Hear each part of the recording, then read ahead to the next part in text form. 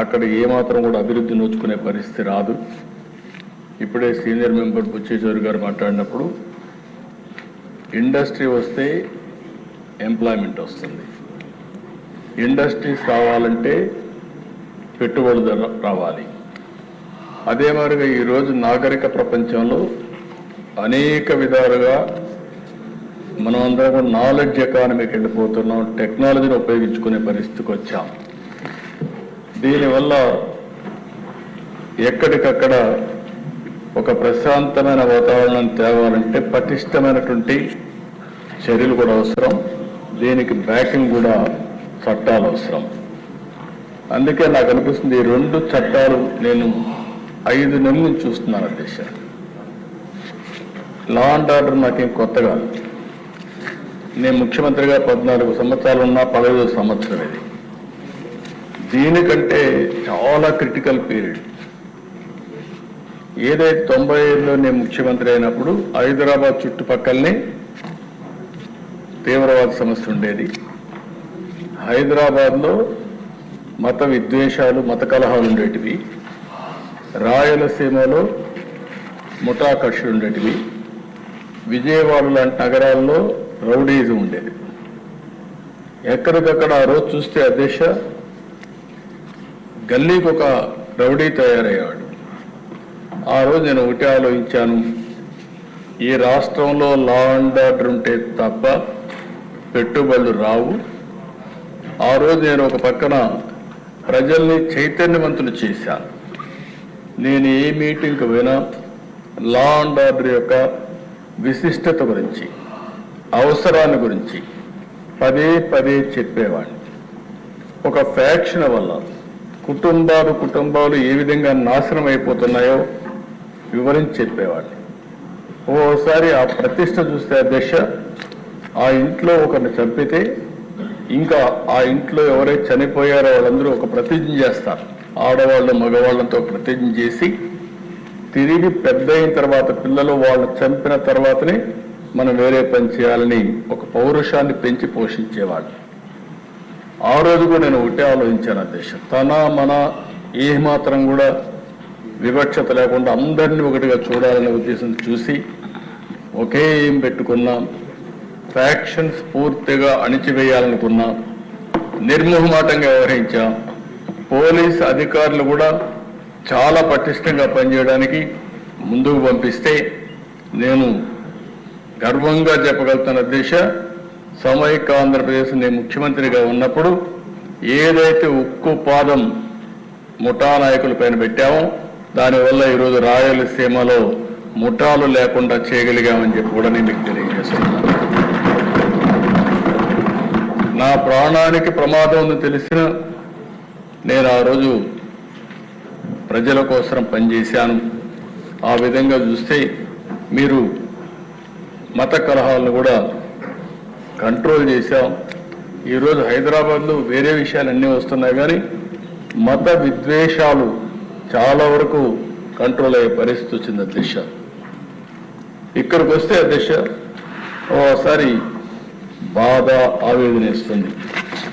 ఇక్కడ సమస్యలు చూసినప్పుడు ఈ సభ ద్వారా ప్రతి ఒక్కరు కూడా అర్థం కావాల్సిన అవసరం ఉంది. ఈరోజు రాష్ట్రంలో ఒక వారసత్వంగా కొన్ని సమస్యలు వచ్చాయి. గంజాయి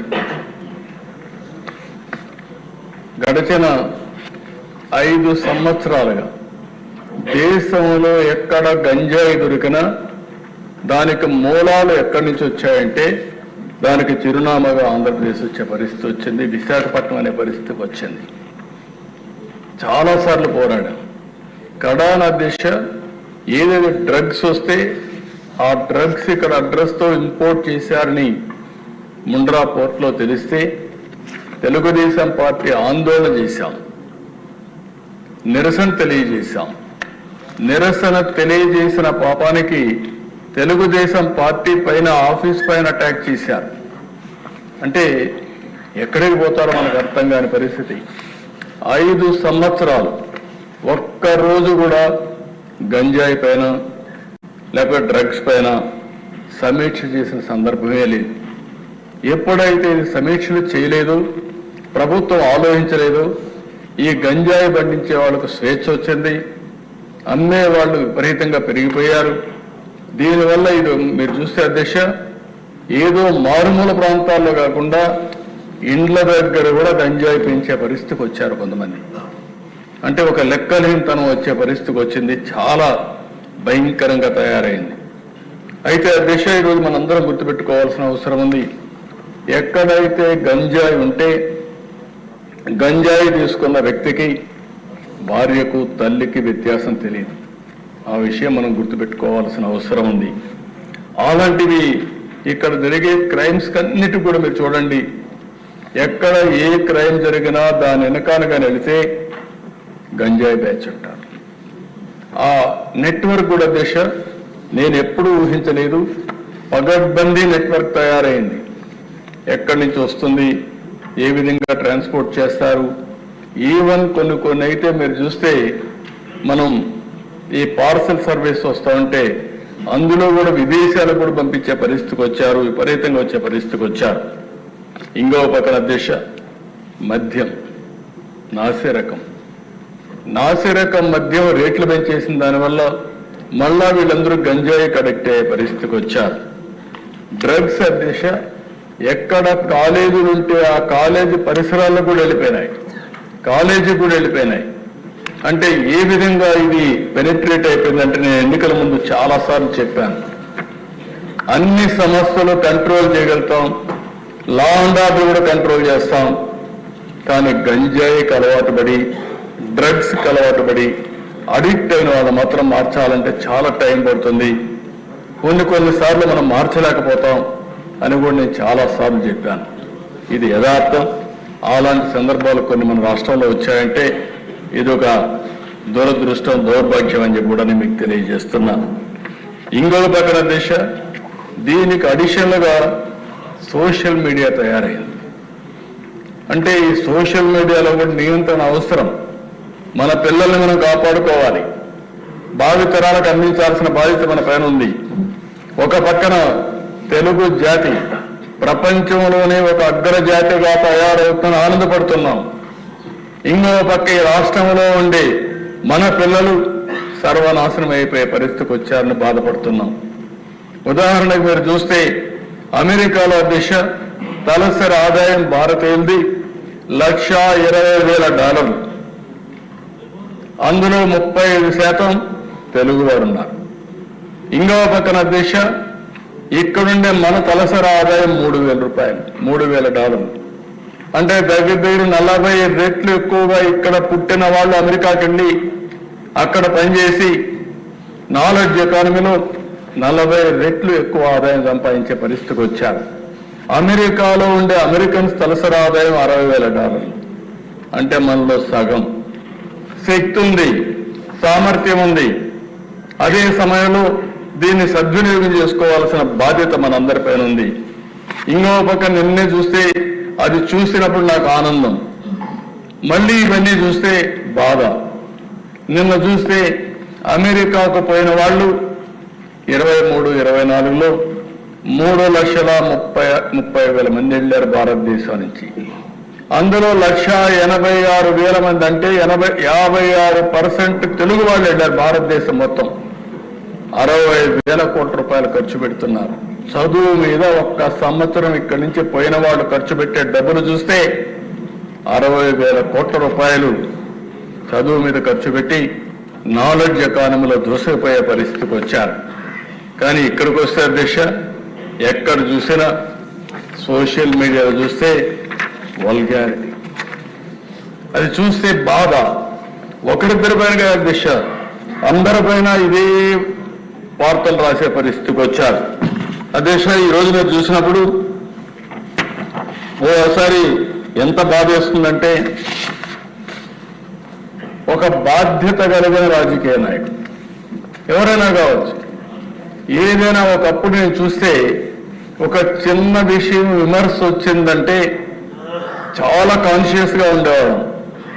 పేపర్లో ఒక చిన్న ఆర్టికల్ వస్తే ఆ ఆర్టికల్ పైన మదన పడి ఇమ్మీడియట్ గా కౌంటర్ చేసి మనం డిసాసోసియేట్ అయ్యేవాళ్ళం. ఒకప్పుడు దిశ మీరు కూడా ఉన్నారు. నేను తెల్లవారితో నిద్ర లేసి రాష్ట్రంలో అన్ని న్యూస్ పేపర్లో వచ్చే ఆర్టికల్ చూసుకొని 6 గంటలకు సమీక్ష చేసి అక్కడి నుంచి అధికార యంత్రాంగాన్ని ఉరికి తెచ్చిన పరిస్థితి. దాంతో ఒక భయంగా ప్రతి ఒక్కరు పనిచేశారు. ఈ రోజు మనం చూస్తే సోషల్ మీడియా చూస్తే ఈ రోజు ఎవరిపైన ఏ ఆర్టికల్ వస్తుందో ఏ ఫోటో వస్తుందో చెప్పలేని పరిస్థితి. నిన్న కూడా చూస్తే ఒక మాజీ ముఖ్యమంత్రిగా పనిచేసిన వ్యక్తి ఏదైతే తన తల్లి పైన లేకుంటే సోదరి పైన ఆర్టికల్స్ పెట్టి డ్యామేజ్ చేస్తే వాళ్ళని సమర్థించే పరిస్థితికి వచ్చాడు. అంటే ఆ దిశ ఎవరైనా సరే మనం ఒక విషయం గుర్తుపెట్టుకోవాలి. ఎందుకు ఇలాంటి కఠినమైన చట్టాలు కావాలి, పోలీసు వ్యవస్థ కూడా కఠినంగా ఎందుకు యాక్ట్ చేయాలంటే ఇవన్నీ చూసినప్పుడు మనం గుర్తుపెట్టుకోవాల్సిన అవసరం ఉంది. ఒక వరద రవీందర్ రెడ్డి, నేను ఆ పేరు ఇక్కడ చెప్పక్కర్లేదు, కానీ నేరస్తుల పేరు కూడా చెప్పి భయపెట్టకపోతే ఇష్టానుసారంగా తయారయ్యే పరిస్థితి వస్తారు. కొన్నిసార్లు మనం కూడా చర్చించాల్సిన బాధ్యత కూడా ఉంది. అతని మీద వైఎస్ఆర్కు పుట్టిన బిడ్డ కాదు, వైఎస్ విజయమ్మ బిడ్డ మాత్రమే. ఇంకా ఉండేటి నేను చెప్పలేని దిశ ఏం చెప్పాలో నాకైతే అర్థం కాదు. అది నా నోటితో నేను చెప్పే విషయాలు కాదు. ఉచ్చరించడానికి కూడా ఈ అసెంబ్లీలో మంచిది కాదు. ఎలాంటి ఆర్టికల్ అధ్యక్ష అలాంటి వాణ్ణి నిన్న మాట్లాడుతూ అతని పేరుతో వేరే వాళ్ళు పెట్టారని చెప్తారా మీరు? ఒక నాయకుడు బాధ్యత ఇది అంటే ఇంకా వెనకేసుకొస్తున్నావు. అదే షర్మిల నిన్ను కూడా చెప్తా ఉంది. ఎవరైతే ఈ రవీంద్ర రెడ్డి ఉన్నాడో ఇతను నా మీద పెట్టడంలో అవినాష్ రెడ్డి చెప్పారు, వాళ్ళ పిఏ వీళ్ళందరూ ఉన్నారు కాబట్టి అవినాష్ రెడ్డి గారిని కూడా అరెస్ట్ చేయమని వాళ్ళ సిస్టర్ డిమాండ్ చేస్తుంది. ఎవరైతే బాధితురాలు ఆవిడ డిమాండ్ చేస్తే ఈ పెద్ద మనిషి ఇప్పుడు కూడా సమర్థించుకునే పరిస్థితికి వచ్చాడు. ఒక్కరిని గురించి కాదు అధ్యక్ష, ఈరోజు ఎన్ని పోస్టర్స్ అధ్యక్ష. హోమ్ మినిస్టర్, రాష్ట్రంలో హోమ్ మినిస్టర్కే రక్షణ లేకపోతే ఎవరికి ఉంటుంది? ఒక దళిత మహిళ క్యారెక్టర్ అసాసినేషన్ అంటే రౌడీలకు కూడా భయం లేకుండా పోయింది. హోమ్ మినిస్టర్ లెక్కలేదు, డీజీపీ అని లెక్కలేదు, హోమ్ సెక్రటరీ అని లెక్కలేదు, డిప్యూటీ సీఎం అని లెక్కలేదు, ఎవరైనా లెక్కలేదు. అంటే ఏంటి విచ్చలవిడతనం? ఏమనుకుంటున్నారు మీరు? ఇంకో పక్కన చూస్తే అధ్యక్ష డిప్యూటీ సీఎం పైన ఏం చెప్పాలి అధ్యక్ష? ఇవి చూస్తే మనసు వికలమైపోతుంది, బాధ కలుగుతుంది, నిద్ర రాదు. మనం కూడా మనుషులమే అధ్యక్ష. ఓసారి ఇవన్నీ చూసినప్పుడు దేనికోసం ఇక్కడికి వచ్చాం, ఏ పరిస్థితిలో వచ్చాం, ప్రజలకు సేవ చేయాలని వచ్చి ఈ అవమానాలు పడడం ఏంటని ప్రతి ఒక్కరు కల్పించదు అధ్యక్ష. మీ మీద ఎంత చేశారు, ఇక్కడ ఉండే ప్రతి ఒక్క సభ్యులపైన చేశారు. అంటే ఒకప్పుడు అధ్యక్ష ఒక పద్ధతి ఉండేది, ఇప్పుడు పద్ధతి లేకుండా పోయింది. ఇష్టానుసారంగా చేసే పరిస్థితికి వచ్చారు. ఇండ్లలో ఉండేవాళ్ళ పైన, ఆడబిడ్డల పైన ఇష్టానుసారంగా కామెంట్లు పెట్టేయడం, ఇష్టానుసారంగా పోస్టులు పెట్టేయడం, ఆ పోస్టులు తిరిగి వాళ్ళకి మళ్ళా పంపించడం. అంటే ఎక్కడికి పోతున్నారని అడుగుతున్నా. ఇది 1-2 కాదు అధ్యక్ష, ఒక పేటీఎం బ్యాచ్ పెట్టుకున్నారు, ఒక ఆర్గనైజ్డ్ క్రైమ్ అధ్యక్ష. ఈరోజు మీరు చూస్తే ఒక YSR Congress party AP digital corporation government organisation, ఇందులో మొత్తం మనుషులను పెట్టి ఒక హైరార్కీ తయారు చేశారు. టాప్ ట్రాన్స్మిటర్స్ సెకండ్ లెవెల్, అక్కడి నుంచి third level Jagan connectivity connects, Jagan connects, third అక్కడి నుంచి మునుగళ్ళ హరీశ్వర్ రెడ్డి, మిగిలిన వాళ్ళైతే అనఫిషియల్, అక్కడి నుంచి వేరియస్ బ్రాంచెస్ చేసేసుకొని వీళ్ళ అడ్రస్లన్నీ కూడా తెలియకుండా ఎక్కడికక్కడ ఇష్టానుసారంగా ఎక్కడెక్కడో కూర్చొని ప్రపంచం మొత్తం పేర్లన్నీ కూడా ఎక్కడికక్కడ షీల్డ్ చేసేసి అడ్రస్లు షీల్డ్ చేసి ఇష్టానుసారంగా సోషల్ మీడియా వాడే పరిస్థితికి వచ్చారు అధ్యక్ష. అంటే వీళ్ళు అనుకుంటున్నారు, ఒకటే అనుకున్నారు అధ్యక్ష, మేము చాలా తెలివైన వాళ్ళని, మా పోలీసులు వాళ్ళకంటే తెలివి తక్కువైతే వాళ్ళ ఆటలు సాగుతాయి. ఈరోజు చెప్తున్నా, ఇలాంటి చాలా చూశా. భవిష్యత్తులో ఎవరైనా సరే ఆడబిడ్డల జోలుకొస్తే ఒకటే హెచ్చరిస్తున్నా, ఏం చేయాలో చేసి చూపిస్తాం. అందుకే పటిష్టమైన చట్టాలను కూడా తీసుకొచ్చాం. ఆ చట్టాల ద్వారా అవసరమైతే ఇంకా అధ్యయనం చేస్తాం. ప్రపంచం మొత్తం కూడా అధ్యయనం చేసిన తర్వాత ఇంకా పటిష్టమైన చట్టాలు తీసుకొచ్చి నేరస్తుల గుండెల్లో రైళ్లు పరిగెత్తించే విధంగా ఇక్కడ లా అండ్ ఆర్డర్ మెయింటైన్ చేస్తామని చెప్పి కూడా నేను మీకు తెలియజేస్తున్నాను. అధ్యక్ష, ఈరోజు మీరు చూస్తే నేను తీసుకొచ్చిన చట్టాలు కూడా మీరు ఒకసారి చూసినప్పుడు చాలా ఎఫెక్టివ్గా తీసుకొచ్చాం. దేశమంతా కూడా అధ్యయనం చేశాం. ఈరోజు మీరు చూసినప్పుడు ఒకటి నూతనంగా వచ్చినటువంటి ల్యాండ్ గ్రాబింగ్ ప్రొహిబిషన్ యాక్ట్ 2024. ఈ యాక్ట్ లో చాలా ఈ మధ్య కాలంలో మీరు చూశారు అధ్యక్ష, ల్యాండ్ అనేది చాలా సున్నితమైన విషయం. తల్లికి బిడ్డకు ఎలాంటి అనుబంధం ఉంటుందో భూమికి యజమానికి కూడా అలాంటి అనుబంధం. 2 సెంట్ల భూమి కోసం ఎన్నో పోరాటాలు చేసి జీవితాంతం కూడా పోరాట సందర్భాలు చూశాం. అలాంటి భూమి విషయంలో ఇష్టానుసారంగా చేసే పరిస్థితికి వచ్చారు. ప్రజల ఆస్తులకు రక్షణ లేకుండా ల్యాండ్ మాఫియాకి చేయూత ఇచ్చే విధంగా ల్యాండ్ టైటిలింగ్ యాక్ట్ పేరుతో వీళ్ళు ఇష్టానుసారంగా ఆటలాడే పరిస్థితికి వచ్చారు. 2023లో జీవో నెంబర్ 512 చట్టాన్ని తీసుకొచ్చారు. ఇది రాజ్యాంగ విరుద్ధమైన చట్టం. ఇది అతిపెద్ద కుట్ర. ప్రతి ఒక్కరి భూమి వీళ్ళ చేతుల్లో పెట్టుకొని వాళ్ళని ఆడించాలని చెప్పి ప్రయత్నం చేశారు. మోసాలకు అక్రమాలకు తెరదీశారు. నేనైతే దేశ ప్రజా చైతన్యం కోసం పోయినప్పుడు ఈ చట్టాన్ని నా జీవితంలో ఎప్పుడు కాల్చలేదు, కానీ పబ్లిక్ మీటింగ్లో దాన్ని కూడా తీసుకొని చించి ప్రజలకు ఎడ్యుకేట్ చేయాల్సిన పరిస్థితి వచ్చింది. అటు ఒక స్థాయిలో అయితే ఈ నల్ల చట్టాన్ని కాల్చి ప్రజా చైతన్యం కోసం ముందుకు పోయే పరిస్థితికి వచ్చిందంటే ఎంత భయంకరమైన చట్టమో మనం గుర్తుపెట్టుకోవాల్సిన అవసరం ఉంది. ఇందులో అధ్యక్ష జ్యుడిషియరీ పవర్స్ అన్ని తీసేశారు. ఎవరైనా సరే వీళ్ళ ఇష్టానుసారంగా మీరు చూస్తే సెక్షన్ 38 సివిల్ జడ్జిల అధికారం అన్ని రెవెన్యూ ఆఫీసర్లకు ఇచ్చేశారు. ఇంకొక పక్క ఏ వ్యక్తినైనా సరే ల్యాండ్ టైటిలింగ్ ఆఫీసర్గా పెట్టుకోవచ్చని సెక్షన్ 5(1) అంటే వాళ్ళ ఇంట్లో సాక్షిలో పనిచేసే గుమస్తాలందరూ కూడా ల్యాండ్ టైటిలింగ్ ఆఫీసర్స్ అయిపోయే పరిస్థితికి వచ్చింది. అంత మునుపు డిజిటల్ కార్పొరేషన్లు ఎట్లయితే ఇష్టానుసారంగా పెట్టి పోస్టులు పెట్టారో అదేవిధంగా ఇక్కడ ఈ చట్టంలో తీసుకొచ్చారు. రెవెన్యూ రికార్డులో భూ యజమాని పేరు మార్పు చేయాలంటే వారికి నోటీస్ కూడా ఇవ్వాల్సిన పని లేదు.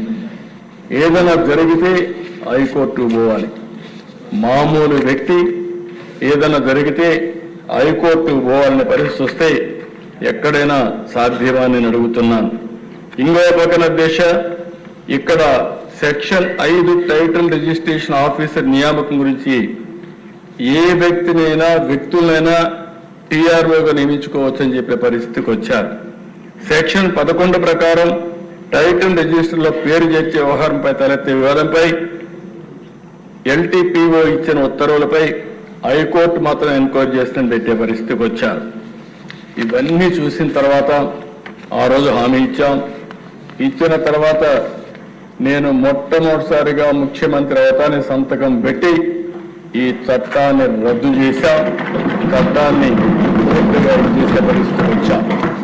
కానీ అధ్యక్ష ఆ మధ్య జరిగిన అవకతవకలు మాత్రం మేము ఏం చేయలేకపోయాం. ఈరోజు మీరు చూసే దిశ మామూలు 1-2 కేసులు కాదు. ఇటీవల నా దగ్గరికి వచ్చే గ్రీవెన్సెస్ అన్ని వస్తున్నాయి. 8,305 గ్రీవెన్సెస్ వస్తే మా దగ్గర రికార్డులను వస్తే అవి వెరిఫై చేస్తే దగ్గర 22Aకి సంబంధించిన కేసులు, భూ కబ్జాలు మొత్తం కూడా ఇవే వచ్చే పరిస్థితికి వచ్చింది. ఇవి చాలా భయంకరంగా ఈ చట్టం తీసుకొచ్చే పరిస్థితికి వచ్చారు. ఎందుకే అధ్యక్ష, ఈరోజు మీరు చూసినప్పుడు ఇవన్నీ చూసిన తర్వాత ఈరోజు నేను ఒకటే ఆలోచించా, కఠినమైన చర్యలుంటే తప్ప ఇది సాధ్యం కాదనే ఉద్దేశంతోనే ఒక పటిష్టమైన యాక్ట్ తీసుకొచ్చాం. ఇది ఈరోజు రాష్ట్రంలో మేము చూసిన తర్వాత మొత్తం దేశంలో ఉండే అన్ని రాష్ట్రాలు కూడా అధ్యయనం చేశాం. అన్ని అధ్యయనం చేసిన తర్వాత గుజరాత్, మహారాష్ట్ర ఏవైతే ప్రోగ్రెస్ రాష్ట్రాలు ఉన్నాయో అన్ని అధ్యయనం చేశాం.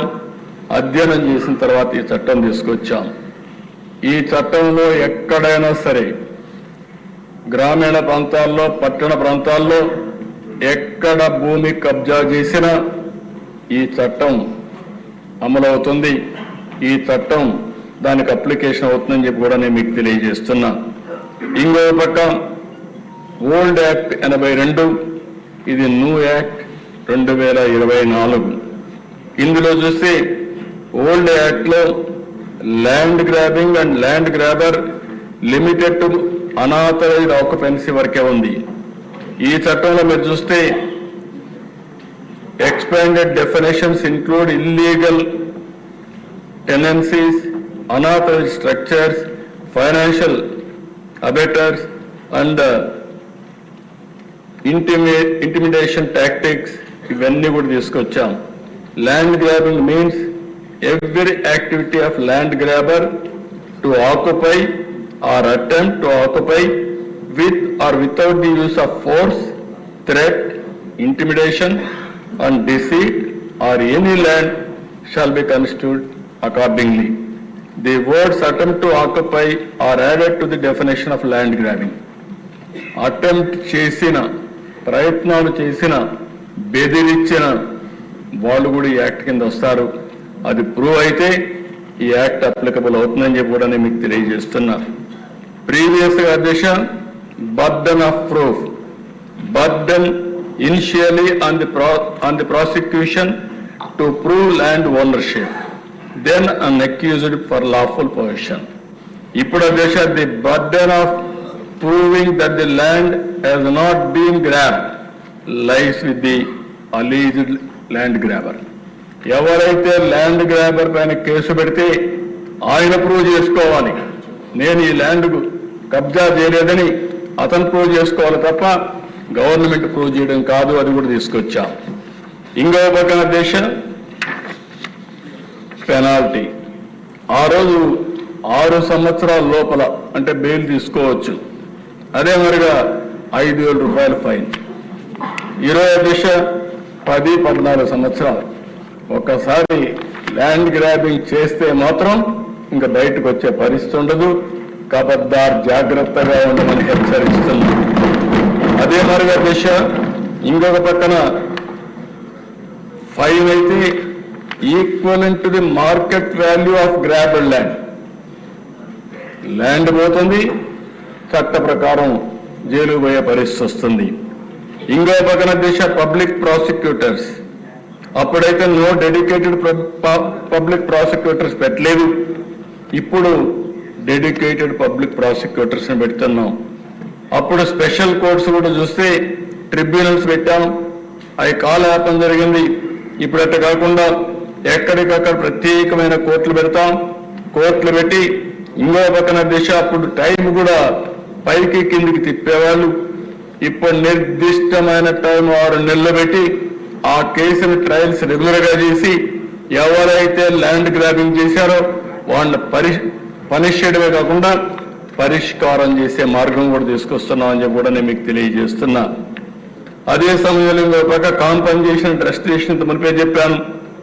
అలో బట్ లిమిటెడ్ ఎన్ఫోర్స్మెంట్ ఉండేది. అప్పుడు compensation for wrongful position was less strict అన్నమాట, చాలా స్ట్రిక్ట్ గా కూడా లేకుండా లిబరల్ గా ఉండేవాళ్ళు.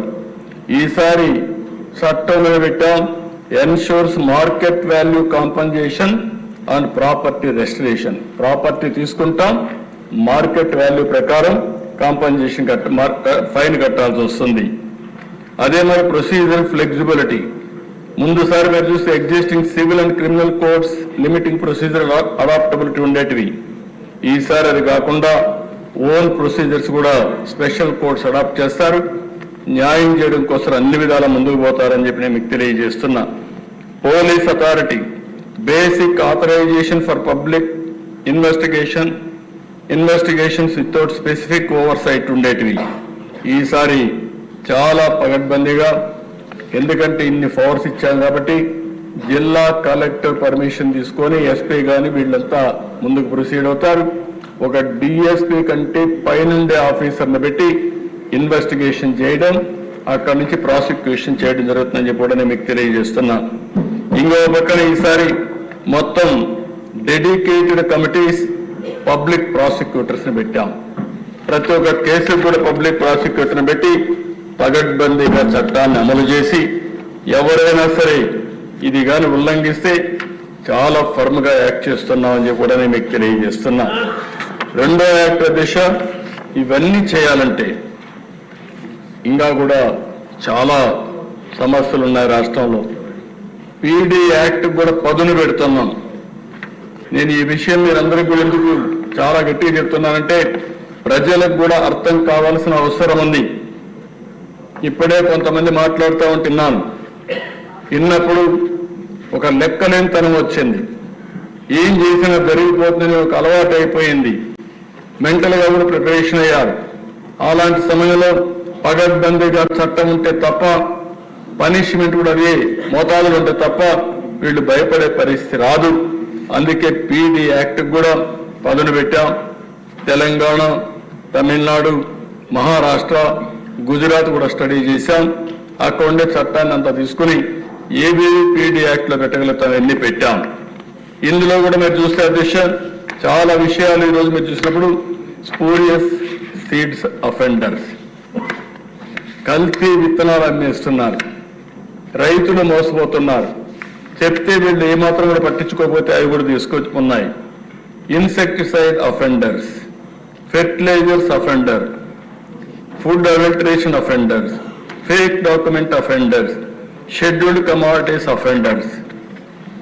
ఇవి కాకుండా violations of forest and wildlife protection acts, gambling offenders, explosive substances offenders, arms offenders, sexual offenders, cyber crime offenders, white collar or financial offenders.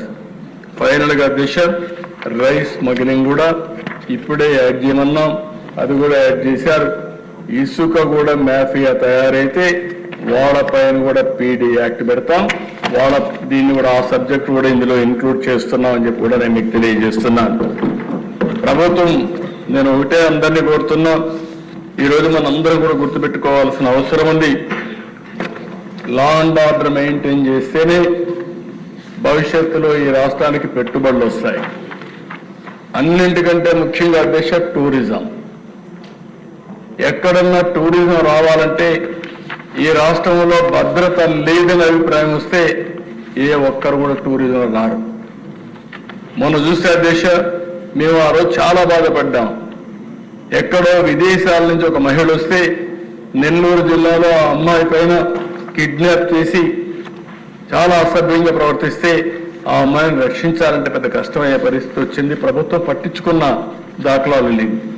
అందుకే ఈరోజు నేను ఒకటే కోరుతున్నా, ఈ రెండు యాక్ట్, ఒక టూరిజం డెవలప్ కావాలన్నా, పెట్టుబడులు రావాలన్నా, ఇండస్ట్రీ రావాలన్నా, అభివృద్ధి జరగాలన్నా, నాలెడ్జ్ ఎకానమీకి ఆంధ్రప్రదేశ్ చిరునామాగా తయారు కావాలంటే లా అండ్ ఆర్డర్ చాలా ముఖ్యం. శాంతి భద్రతలు ఉంటేనే ఇది సాధ్యం. ఆ విషయం మనందరం గుర్తుపెట్టుకోవాల్సిన అవసరం ఉంది.